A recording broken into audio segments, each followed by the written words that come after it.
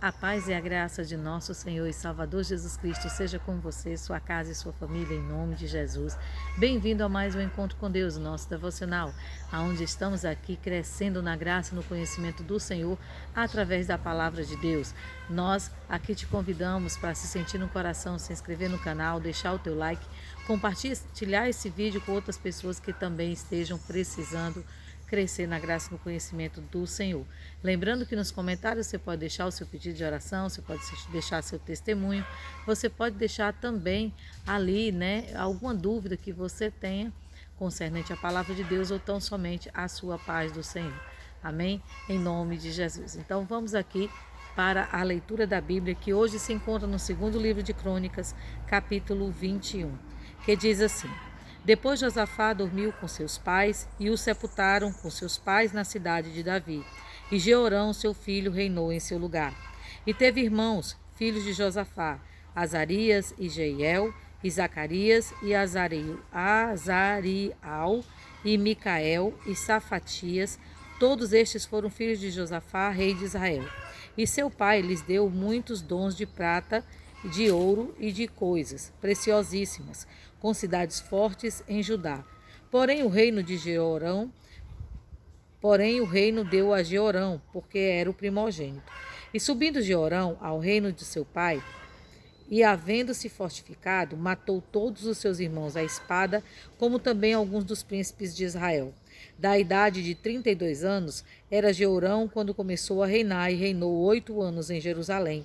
E andou nos caminhos dos reis de Israel, como fazia a casa de Acabe, porque tinha a filha de Acabe por mulher, e fazia o que era mal aos olhos do Senhor.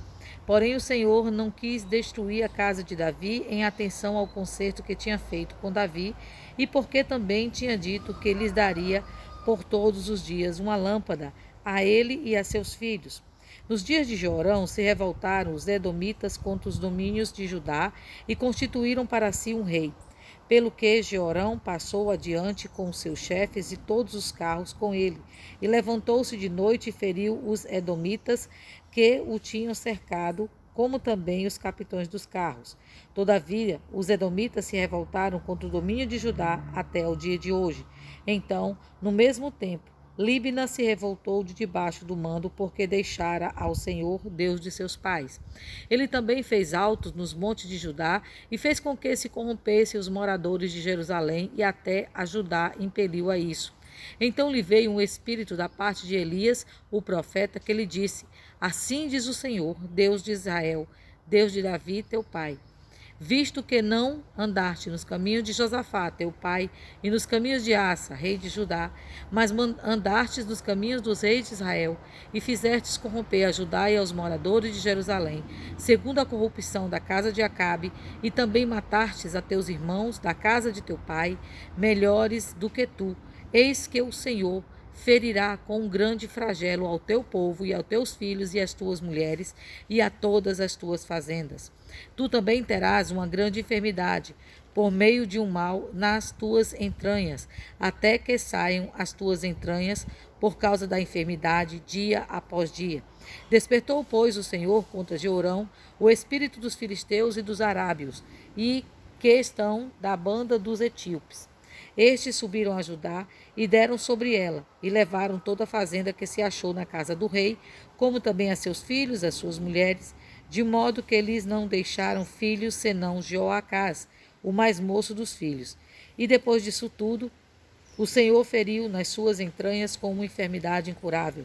E sucedeu que depois de muitos dias, e chegado o fim de 2 anos, saíram-lhe as entranhas com a doença, e morreu de más enfermidades. E o seu povo lhe não queimou aromas como queimaram aos seus pais. Era da idade de 32 anos quando começou a reinar, e reinou em Jerusalém 8 anos, e foi-se sem deixar de si saudades. E o sepultaram na cidade de Davi, porém não nos sepulcros dos reis. Aleluias, glória a Deus, louvado seja o nome do Senhor. Nós vemos aqui uma grande lição de vida que nos mostra o quão uma pessoa má pode se tornar, independente de quem seja, o exemplo que ele deveria seguir. Aqui, Jeorão, ele deveria estar seguindo os ensinamentos de Josafá, seu pai, de Asa, né? Mas ali o que é que ele faz? Ele resolve casar com a filha, né, de Jezabel, de Acás, e promove a grande corrupção dentro de Jerusalém e Judá. E ali se levantam reis contra eles e acabam tomando toda a fazenda que eles tinham. O que é que essa palavra ela nos ensina? As nossas escolhas, elas não afetam apenas a nós, mas a todos aqueles que nos cercam. Nós temos que ter muito cuidado quando fazemos escolha, com quem nos unimos, com quem casamos, porque afinal de contas é opcional de cada um de nós.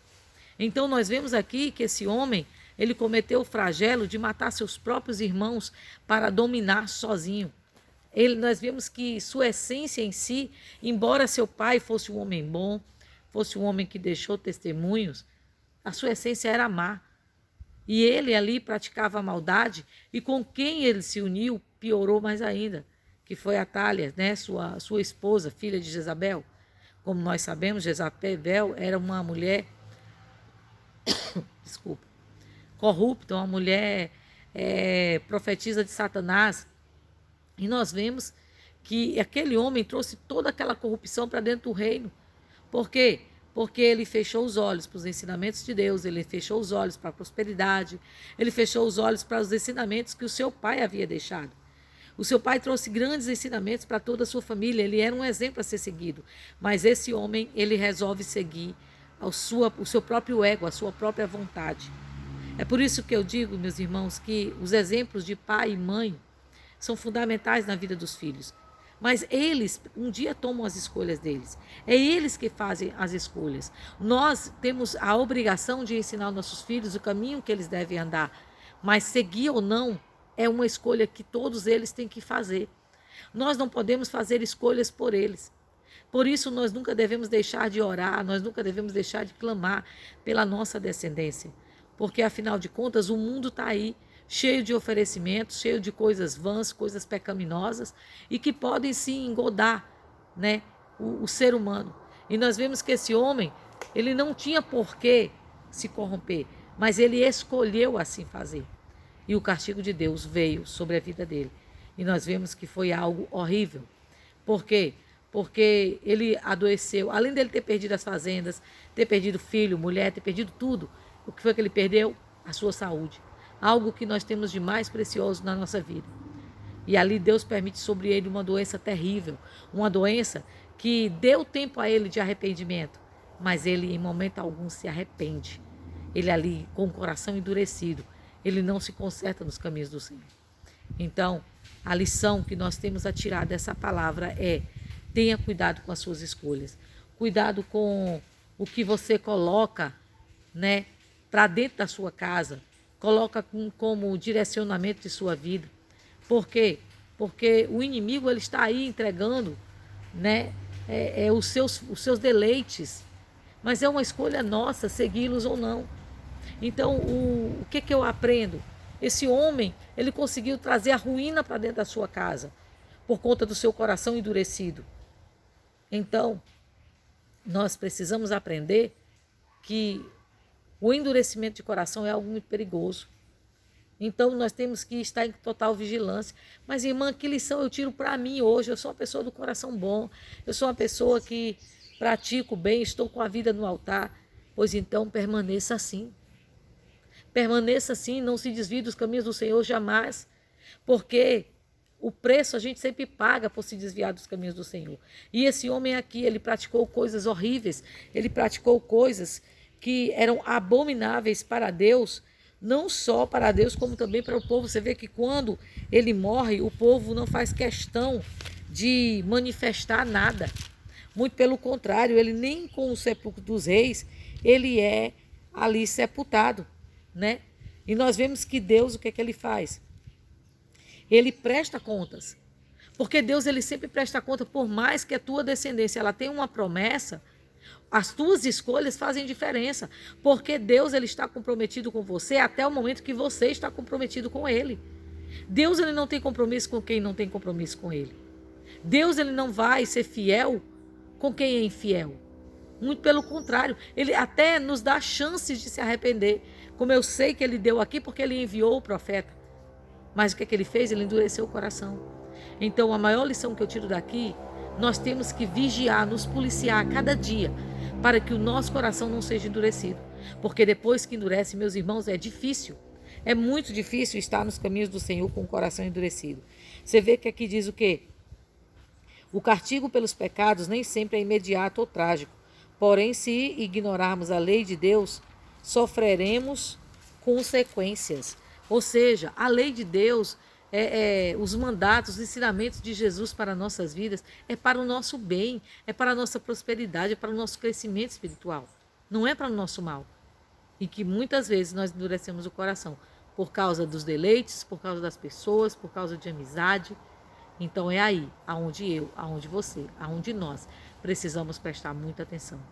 Cuidado, vigia os caminhos que você anda, vigia com quem você anda, vigia com quem você escolhe para estar do teu lado.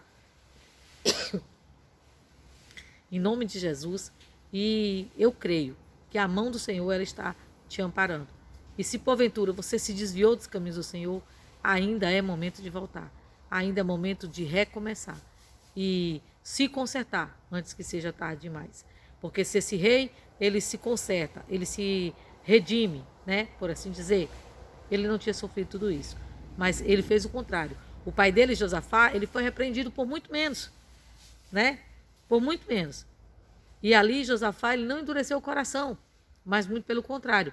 Ele aprofundou-se nas coisas de Deus. Então, Deus honrou Josafá. Porém, aqui o seu filho primogênito resolveu não seguir os seus caminhos, mas ser ímpio, resolveu seguir os ensinamentos e os exemplos, né, de Israel. Se apegou ao que era errado. E isso está suscetível a cada um de nós. Nós temos que vigiar. A palavra de Deus diz, está em pé, cuida para não cair. Mas se está no chão, se levanta rápido. Amém, em nome de Jesus. Nós temos que ter isso na nossa vida, para que a glória do Senhor ela nunca saia da nossa vida nem na nossa casa, em nome de Jesus. Amém? Deus eterno, Pai querido, obrigado, meu Deus, por essa palavra de alerta, nos mostrando, Senhor Deus, que nem toda semente é boa e que nós precisamos estar vigiando aqueles que se achegam a nós. Por mais, Senhor, que a sua descendência seja boa, por mais que tenham, como eu posso dizer, bons testemunhos, a gente sempre precisa policiar, porque o coração do homem só o Senhor conhece.